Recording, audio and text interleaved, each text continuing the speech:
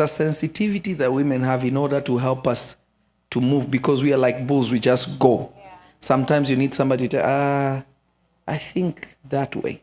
So the submission of a man also is to be able to understand that your strength is not only in your ability, but in your ability to listen to your partner. So that's why the Bible says, submit yourself one to another. Just because you're a man doesn't mean you're right. That's a real thing, you know. And also, let me just say this. When you marry, you know, in Africa we say this, especially in the Congo. You did not marry a slave. So remember, somebody's daughter is somebody's child. She was not born to just cook, dress you, and no. Shots fired. I don't know what direction, but it's true. So submission, it doesn't mean she didn't serve me food. No, of course, those are good things to do. But it's also to understand that sometimes people are tired, people need rest. So it's being sensitive to that, because if I'm submitted to you, I'm committed to you. I should know when you're up. I should know when you're down. I should know when you run out of steam and when you need rest. So to lead is to serve, to submit is to be committed. I hope that helps. Yes. And I'm half asleep, so don't judge me. I actually have a side question outside from what we have here. Yeah. If someone's going through tribulation, let's just use that word for lack of term, in their marriage, will God step in and fix that marriage, or is it up to the two parties? When you mean tribulation, do you mean the world against them, or them between, or the two of them against each other? The two of them against each other. You see, this is something that I learned firsthand, is that God can restore anything. But God cannot restore where the interest of the people is outside. Because if you're fighting for the same thing, then God will step in. You will notice all the greatest moves of God was when people were in one accord. Even when they didn't understand each other, to say, all right, we don't understand each other, but what is the best thing? The moment we become individuals about I, why would God bless where there is I and not us? So God has given us tools, you know, by the Spirit of wisdom, the Word of God, and to be able to look at one another and navigate using lots of wisdom. Because we can all be in our feelings. Everyone can be. It's part of human nature. Even God gets emotional. We all can get angry. We all can get upset. It's human nature. But the key remains the same nevertheless, is that God will urge you to do the right thing, but He will not interfere with your decisions. He just doesn't do that. So if you know that God blessed you with something, it's your duty to be a good steward of it. Because anything you don't maintain, you lose.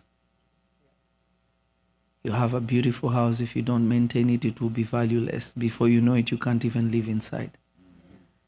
If you don't maintain your clothes, if you don't maintain your shoes, anything that is not maintained, you lose.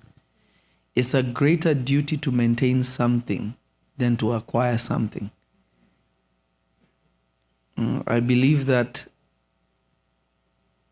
everyone should come into a relationship. You know, it's difficult, but relationships should enhance. We should enhance each other, not fix one another. The fixing is up to God.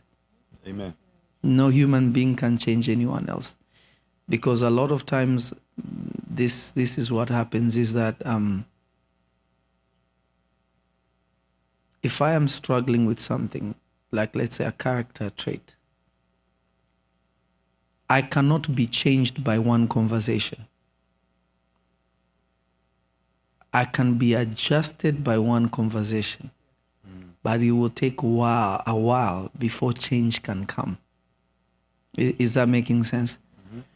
So, as long as there is willingness to do good genuinely, it has to be genuine. Because God will not allow one soul to waste another soul's potential. Because there are so many people to save. There are so many people to change. There are so many lives to touch.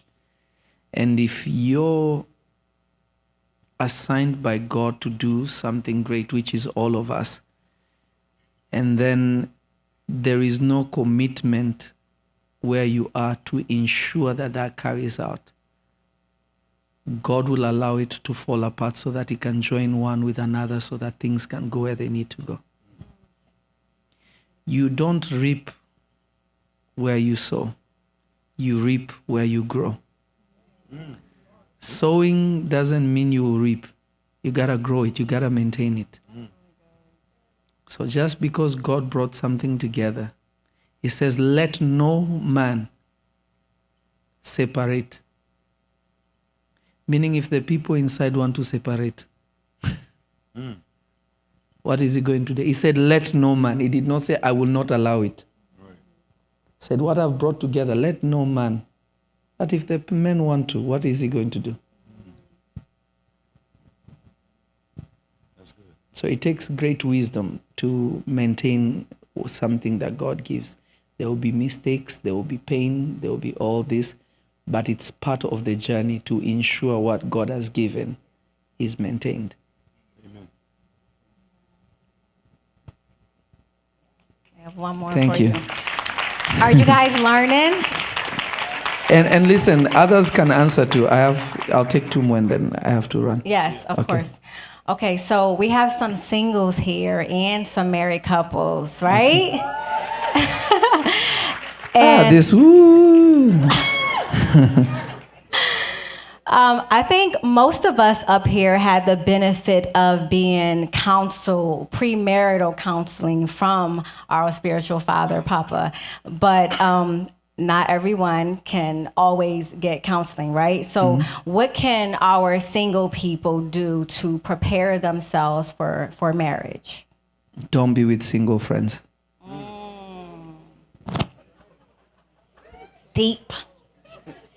Yeah, how can you be around people that don't have what you want? How? How does that make any kind of sense? It's the truth. If I want to be in real estate, he will be my best friend. I will live with him, call him every hour because I want to be good at it. So marriage is not a hobby. It's a full-time job. Yes. It's a full-time job. So number one thing is befriend somebody that has been married for a long time. We have great, great elders in church. We have Papa and Mama Brian. We have Mr. and Miss Onyango. We have lots of people with a lot of experience that have been married. They have children. If you are wise, you want to go to these people and start hanging out with them. We have Van and Lolo. Make them your friend. The Bible says he who wins a friend is wise. So you befriend them so that you know, how does this thing really work? You know, if you have single friends, they have an idea of marriage. They've never been in it. Run. I'm serious. No, I'm gonna tell you one of my old guilty pleasures. Confession time. I'm somebody who likes to. I think I would have done psychology if I had